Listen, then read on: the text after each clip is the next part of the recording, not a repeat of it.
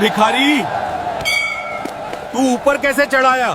कहाँ ना बाधा, अंदर मत आया कर, भाग यहाँ से। अरे ये फिर आ गया। कितनी बार कहा है इसे हटाओ यहाँ से।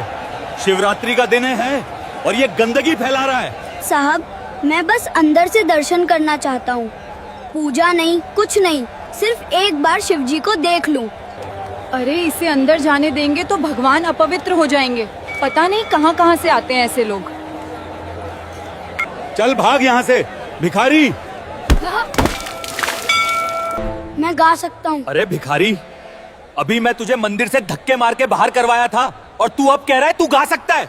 हाँ साहब, मैं गा सकता हूँ। ठीक है, अगर तूने भजन गाया और सब लोग चुपचाप ध्यान से सुनेंगे ना, तो मैं तुझे पूरे 5 करोड़ रुपए दूंगा। गांव से थोड़ा दूर कच्ची सड़क के आखिर में एक बहुत पुराना शिव मंदिर था।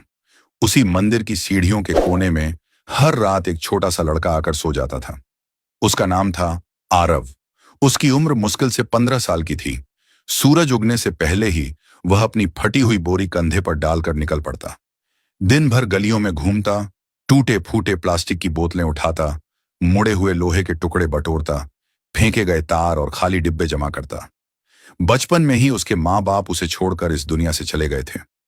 लोग अलग अलग कहानियां सुनाते थे। किसी ने कहा बीमारी से, किसी ने कहा हादसे में। लेकिन सच्चाई जो भी रही हो, आरव के हिस्से बस अकेलापन आया था। उसे सिर्फ एक चीज याद थी, उसकी माँ की आवाज। जब वह छोटा था और मंदिर की सीढ़ियों पर बैठकर यूं ही गुनगुनाता था, तब उसकी माँ मुस्कुराकर कहती थी, बेटा, तू जब गाता है ना, अगर कोई रो भी रहा हो तो चुप होकर सुनता है। तेरे गले में माँ सरस्वती का वास है। उस वक्त वह समझता नहीं था, बस हंस देता था। शाम को जब वह कबाड़ी से दिन भर की कमाई लेकर लौटता, तो अक्सर उसी पुराने शिव मंदिर की सीढ़ियों पर बैठ जाता। कभी धीरे धीरे भजन गाता, कभी बस आसमान को देखता रहता। पुजारी उसे पसंद नहीं करते थे। जब भी देख लेते, डांट देते। अरे कितनी बार कहा है यहाँ मत सोया कर, मंदिर को गंदा कर देता है तू। आरव कुछ नहीं कहता, चुपचाप उठता, थोड़ी दूर चला जाता, फिर देर रात वापस आकर उसी सीढ़ी पर सो जाता। उसे लगता था कि इंसान भगा सकता है, भगवान नहीं। उस साल शिवरात्रि आने वाली थी। गांव में हलचल थी, लेकिन इस बार उत्साह कुछ अलग था। शहर के मशहूर उद्योगपति विक्रम राणा ने उसी मंदिर में भव्य जागरण रखने का ऐलान किया था। इस साल शिवरात्रि पर इसी मंदिर में भव्य जागरण होगा। ऐसा आयोजन होगा कि पूरा इलाका याद रखेगा। बड़े बड़े बैनर लगे थे, पंडाल सजाया जा रहा था। रंगीन लाइटें, झूमर, फूलों की झालरें, स्टेज, माइक, साउंड सिस्टम, सब कुछ लगाया जा रहा था। लोग कह रहे थे, इस बार का जागरण पूरे इलाके में याद रखा जाएगा। इतना बड़ा पंडाल पहले कभी नहीं लगा। शहर वाले भी आएंगे इस बार। हाँ, शहर की मशहूर भजन गायिका को बुलाया है, मोटी रकम दी है। इस बार कोई कमी नहीं रहनी चाहिए। नेताओं से लेकर बड़े व्यापारियों तक को निमंत्रण भेजा गया था। यह भक्ति से ज्यादा प्रतिष्ठा का सवाल बन चुका था। शिवरात्रि की सुबह आई तो मंदिर के बाहर गाड़ियों की लाइन लग गई। महंगे कपड़ों में लोग उतर रहे थे, कैमरे चमक रहे थे। उसी भीड़ के किनारे आरव खड़ा था। उसने दूर से सब देखा। उसने मन ही मन सोचा, आज तो मैं भी अंदर जाकर भोलेनाथ का दर्शन करूंगा। वह धीरे धीरे भीड़ में घुसा और सीढ़ियां चढ़ने लगा। तभी पुजारी की नजर उस पर पड़ गई। उनके चेहरे पर नाराजगी उतर आई। उन्होंने ऊंची आवाज में कहा, फिर आ गया तू? कितनी बार मना किया है, यहाँ मत आया कर। आज बड़े बड़े लोग आने वाले हैं, अगर तुझे देखेंगे तो क्या कहेंगे? पास खड़े लोगों ने मुड़कर देखा। किसी ने फुसफुसाया, इसे अंदर मत जाने दो। इसी हलचल के बीच एक चमचमाती गाड़ी मंदिर के ठीक सामने आकर रुकी। दरवाजा खुला और बाहर उतरे विक्रम राणा।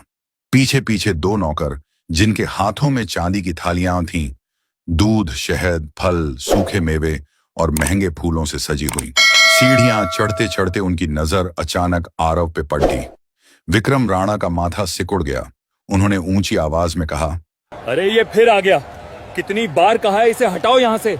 शिवरात्रि का दिन है क्या, और ये गंदगी फैला रहा है। गार्ड तुरंत चौकन्ना हो गया।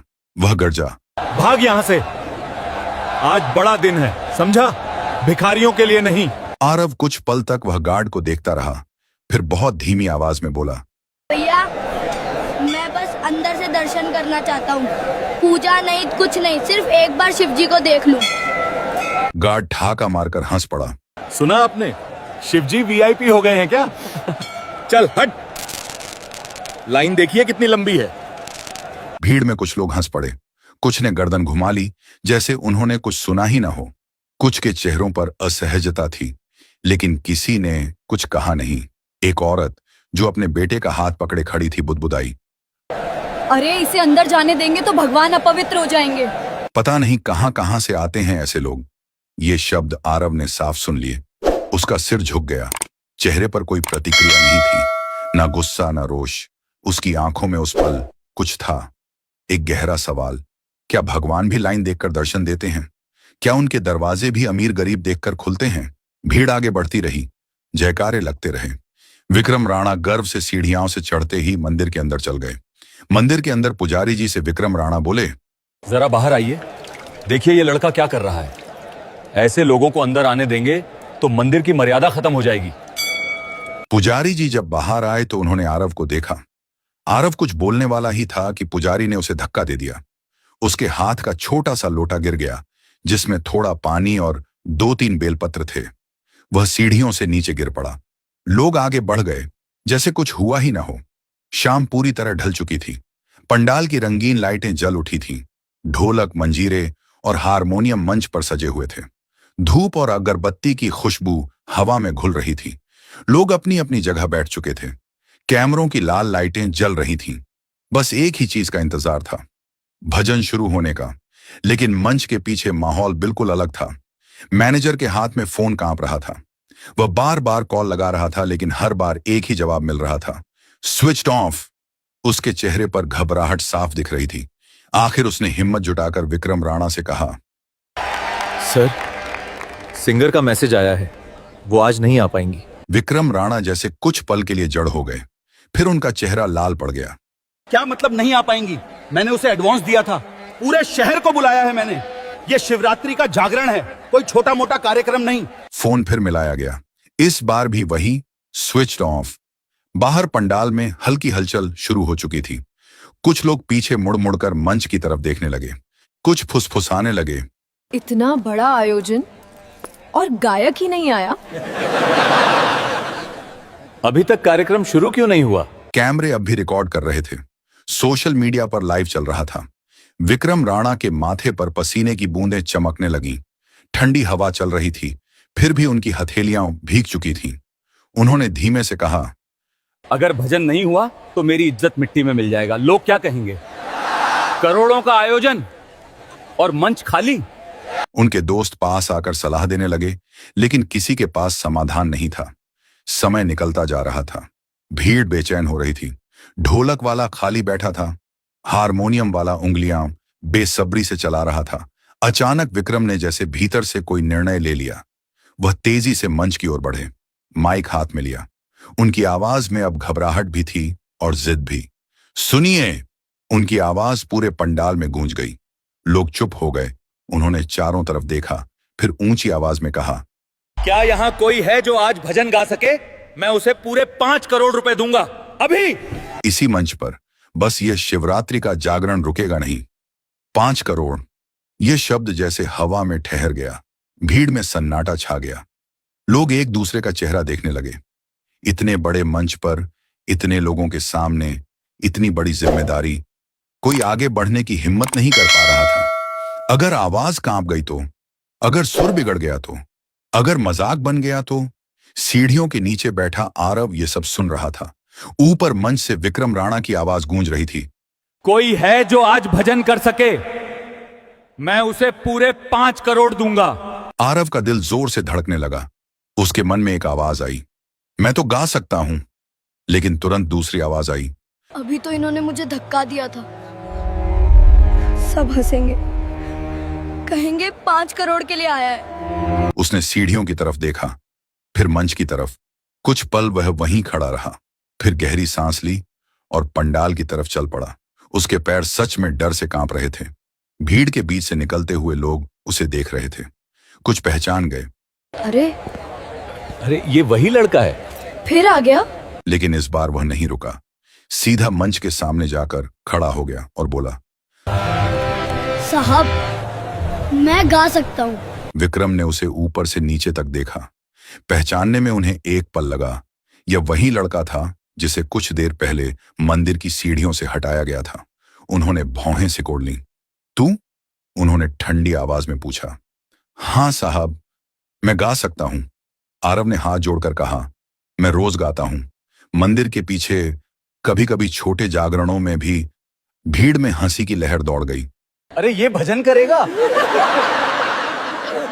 माइक इसके हाथ में जाएगा? मजाक बन जाएगा कार्यक्रम का। विक्रम का मैनेजर पास आकर फुसफुसाया। सर, रिस्क मत लीजिए, लोग रिकॉर्ड कर रहे हैं, वायरल हो जाएगा सब। विक्रम ने गहरी सांस ली। उन्होंने आरव की तरफ देखा।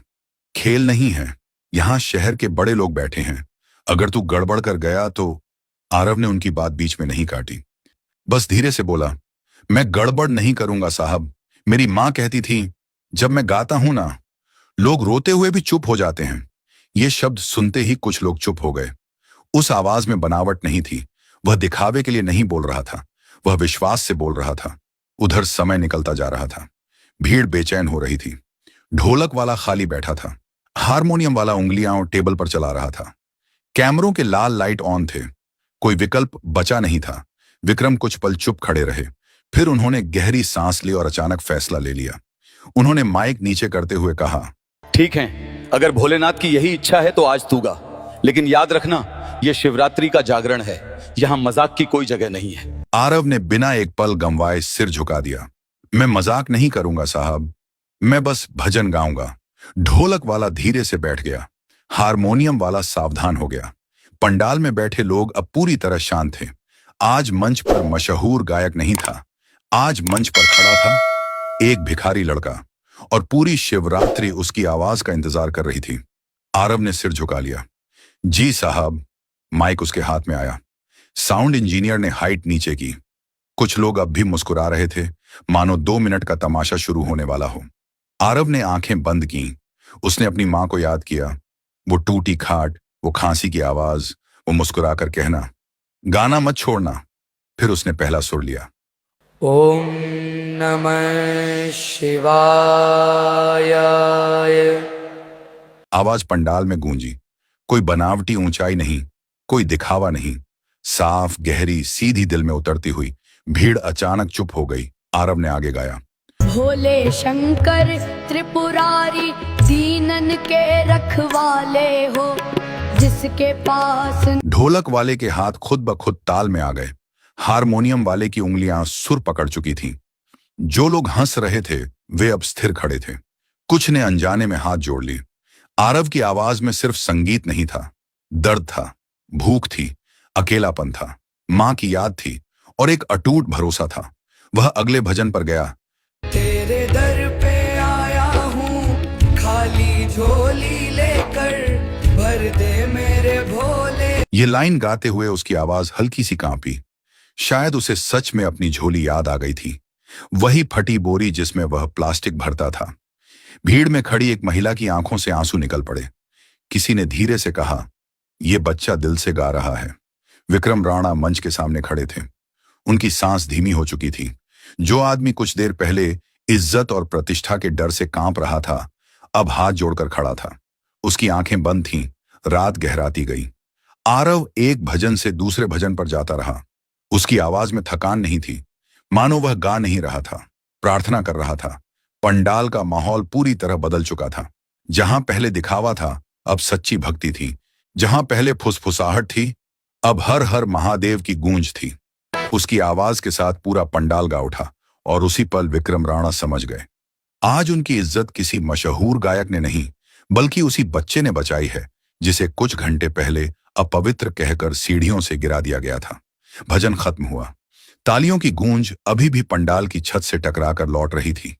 लोग खड़े थे, कुछ हाथ जोड़े, कुछ आंखें पोंछते हुए। किसी ने शायद पहली बार उस रात सच में भजन सुना था। मंच पर हल्की पीली रोशनी पड़ रही थी और उसके बीच खड़ा था आरव, वही लड़का जिसे शाम को सीढ़ियों से धक्का देकर गिराया गया था। उसकी छाती तेजी से उठ गिर रही थी। गले में हल्की खराश थी, लेकिन चेहरे पर एक अजीब सी शांति थी, जैसे उसने कुछ पा लिया हो जिसकी उसे उम्मीद भी नहीं थी। विक्रम राणा धीरे धीरे मंच की तरफ बढ़े। कुछ देर पहले तक वही आदमी फोन पर चिल्ला रहा था, माथे पर पसीना था, इज्जत डूबने का डर था। अब वह शांत थे, उनकी चाल धीमी थी, आंखें गंभीर। वे आरव के सामने आकर रुक गए, कुछ पल तक बस उसे देखते रहे। शायद उस छोटे शरीर में उन्होंने वह ताकत देख ली थी जो करोड़ों रुपये से नहीं खरीदी जा सकती। बेटा, तूने आज रात सिर्फ भजन नहीं गाया, तूने मेरी इज्जत बचाई है। आरव ने सिर झुका लिया। वह तालियों का आदी नहीं था। उसने कभी मंच के लिए नहीं गाया था। उसने हमेशा पत्थर की सीढ़ियों के लिए गाया था, जहां सिर्फ उसकी आवाज और रात की हवा होती थी। वह धीमे से बोला, मैं तो बस गा रहा था साहब। विक्रम ने जेब में हाथ डाला और एक मोटा लिफाफा निकाला।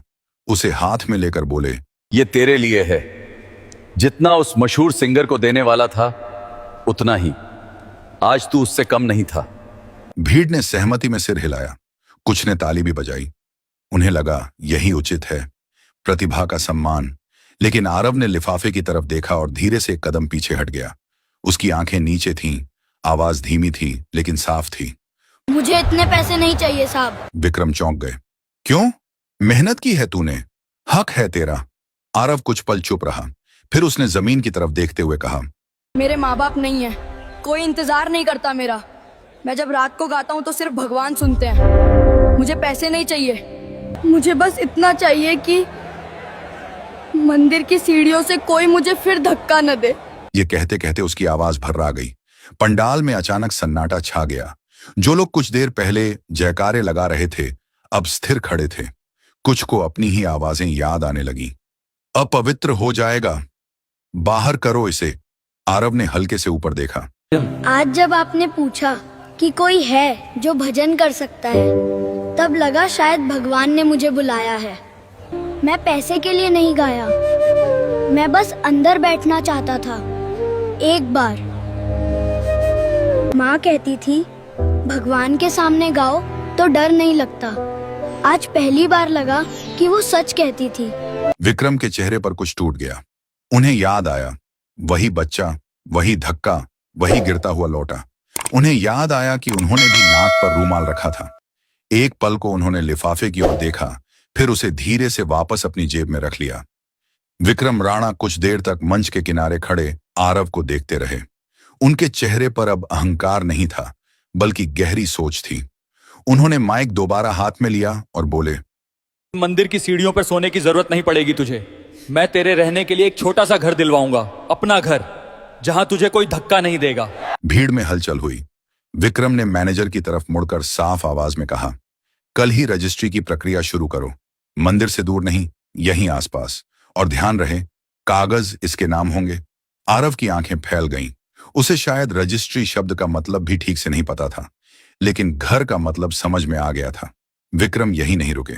और एक बात और, ये बच्चा पढ़ेगा भी। इसे शहर के अच्छे प्राइवेट स्कूल में दाखला दिलाया जाएगा। फीस, किताबें, यूनिफॉर्म, सब मेरी जिम्मेदारी। भीड़ अब पूरी तरह चुप थी। लोग सुन रहे थे। विक्रम ने मुस्कुराकर कहा, और गाना, तेरी आवाज यूं ही नहीं जाएगी। मैं इसे अच्छे म्यूजिक टीचर से ट्रेनिंग दिलवाऊंगा। शास्त्रीय संगीत सीखेगा, सुर सीखेगा, ताकि आज जो तू दिल से गाता है वो कल दुनिया सुने। आरव की आंखों में आंसू आ गए। वह कुछ बोल नहीं पा रहा था। विक्रम उसके सामने आकर खड़े हुए। तूने आज मेरे करोड़ों की इज्जत बचाई है। मैं तुझे पैसे देकर एहसान नहीं कर रहा, मैं तेरी काबिलियत पहचान रहा हूं। आज से तेरी पढ़ाई, तेरी ट्रेनिंग, तेरे रहने की जिम्मेदारी मेरी। आरव ने धीरे से कहा, मैं पढ़ पाऊंगा? विक्रम ने उसके कंधे पर हाथ रखा। हाँ, और गाएगा भी। दोनों साथ चलेंगे। तू सिर्फ भिखारी नहीं है, तू कलाकार है। पंडाल में बैठे लोगों के चेहरे बदल चुके थे। कुछ वही लोग थे जिन्होंने शाम को उसे अपवित्र कहा था। तभी पुजारी आगे आए। उनके कदम भारी थे। उन्होंने आरव के सामने आकर कुछ पल चुपचाप खड़े रहकर कहा, बेटा, माफ कर दे, मैंने तुझे धक्का दिया था। आरव ने उनकी आंखों में देखा। उसमें न गुस्सा था न शिकायत। उसने धीरे से कहा, भगवान ने नहीं दिया था। पुजारी की आंखों से आंसू निकल आए। उन्होंने झुककर उसके सिर पर हाथ रखा। शायद पहली बार उन्होंने किसी गरीब बच्चे को छूते हुए संकोच नहीं किया था। उस रात के बाद सब कुछ सच में बदलने लगा। धीरे धीरे लेकिन साफ दिखाई देने वाले बदलाव के साथ। कुछ ही महीनों में मंदिर के पास एक छोटा सा पक्का घर बन गया। 2 कमरे, एक रसोई और सामने छोटा सा आंगन। पहली बार आरव ने अपने दरवाजे पर ताला लगाया, अपना ताला। अब उसे सीढ़ियों पर सिकुड़कर सोना नहीं पड़ता था। विक्रम राणा ने वादा निभाया। शहर के एक अच्छे प्राइवेट स्कूल में उसका दाखिला कराया गया। शुरुआत आसान नहीं थी। कुछ बच्चे उसे देखकर फुसफुसाते थे, लेकिन जब वार्षिक कार्यक्रम में उसने भजन गाया तो वही बच्चे सबसे जोर से तालियां बजा रहे थे। अब उसकी पहचान उसके कपड़ों से नहीं, उसकी आवाज से होने लगी थी। समय बीतता गया। किसी ने उस पहली शिवरात्रि का वीडियो सोशल मीडिया पर डाल दिया। धीरे धीरे वह फैल गया। लोग लिखने लगे, सच्ची भक्ति की आवाज, गरीबी नहीं, भावना मायने रखती है। उसे कई जगह बुलावा आने लगा, लेकिन हर बड़े मंच से पहले वह उसी पुराने मंदिर में जाकर गाता था जहां कभी उसे धक्का दिया गया था। एक दिन विक्रम ने उससे पूछा, अगर उस रात मैं तुझे माइक न देता तो? आरव मुस्कुराया, तो भी गाता साहब, बस सीढ़ियों पर। विक्रम कुछ देर चुप रहे, फिर धीरे से बोले, शायद उस रात मैंने तुझे मौका नहीं दिया था। मौका ऊपर वाले ने दिया था। अब मंदिर की सीढ़ियों पर कोई बच्चा बैठा दिख जाए तो लोग उसे भगाते नहीं, कोई भूखा आए तो प्रसाद मिलता है, और अगर कोई फटे कपड़ों में हाथ जोड़कर खड़ा हो तो लोग उसे अपवित्र नहीं कहते। क्योंकि उस शिवरात्रि की रात एक कबाड़ी लड़के ने सिर्फ भजन नहीं गाया था, उसने लोगों की सोच बदल दी थी।